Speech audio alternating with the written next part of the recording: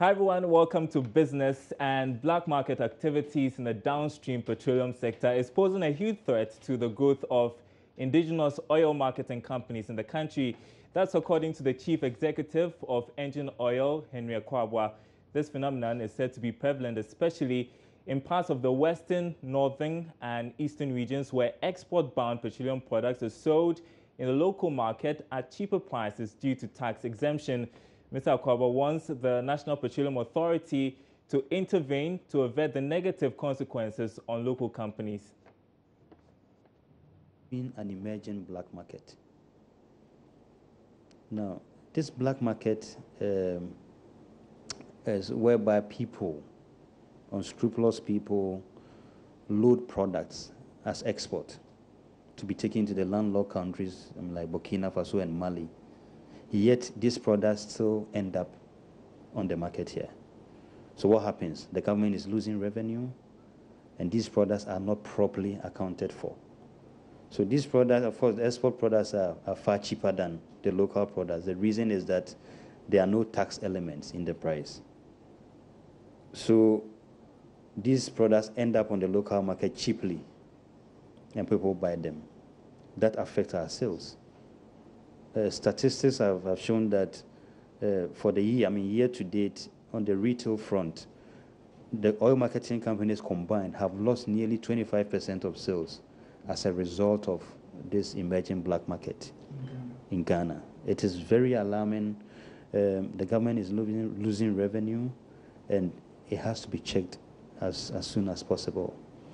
I know the MPA has been petitioned by the Association of Oil Marketing Companies to try and curtail it, and they are putting some measures in place.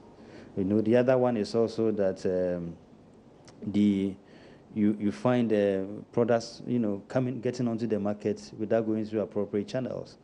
You know, products that are loaded at night, discharged at night, etc. There is proof. There's enough proof. I have service stations around areas like Akwetia and the Obuasi areas where the small-scale miners operate, for example. Now, these miners now prefer to buy those products which are relatively cheaper than what we sell to them. Prior, they were buying from us. So, the proof is there. If you ask me to, and again, like I said, the statistics have shown.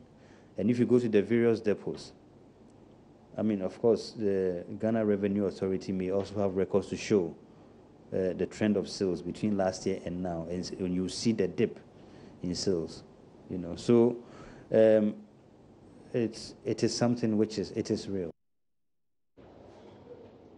Let's then focus to the housing sector now, where home buyers and tenants are becoming very savvy about new technology and expect property management firms to be equally up to date with modern trends. Here in Ghana, property management firms tend to be seen as rather slow in adopting new technology. But with the ongoing digital revolution, the Ghana Real Estate Developers Association is prevailing on property managers to explore latest technologies to not only meet the expectations of clients, but also boost the operational efficiencies.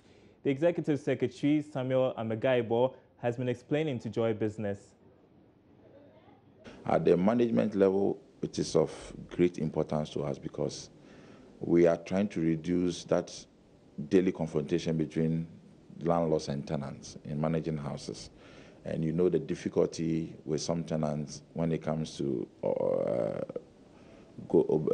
taking their obligations regarding paying of utilities and other things. And also when we are beginning to accept condominium living, apartment sharing, and compound sharing. It's not that we haven't done it in the past. In the past, we had compound, living, where people have rooms and all of them are in one compound and they have one access gate and all that. And I believe if we have lived in a compound house before, you remember the problems with sweeping, who cleans what bathroom, at what time. Somebody doesn't want to do it, somebody is willing to do it. They share common electricity bill, they share common water bill. It has always been a problem. But with some of the IT solutions that are available now, if you have condominium or apartment products, for example, you can use some of the smart products to automate some of the service. So, for example, If I have one entrance to a cluster of apartments, and everybody is supposed to pay me 100 cedis at the end of the month for service charge, I automate it. Everybody has a swipe card. If you don't pay your 100 cedis at the end of the month, I'm not the one who is telling you that you cannot enter. It is just automatic that if you swap the card, it won't work. So it makes you more responsible.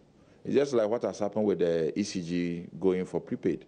In the past, people complain, and I'm a seeker, so I don't have enough money, I'm paying electricity bill. Now that they swapped it and made it, have you heard anybody complaining that he's not? Have you gone to check anybody who has deliberately put off his lights because he has not paid electricity? Everybody is using it.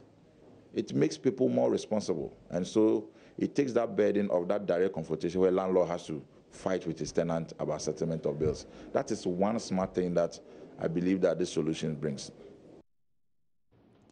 And I'll be back with a roundup of the day's business news. That's at 5 p.m. on Business Live on this channel.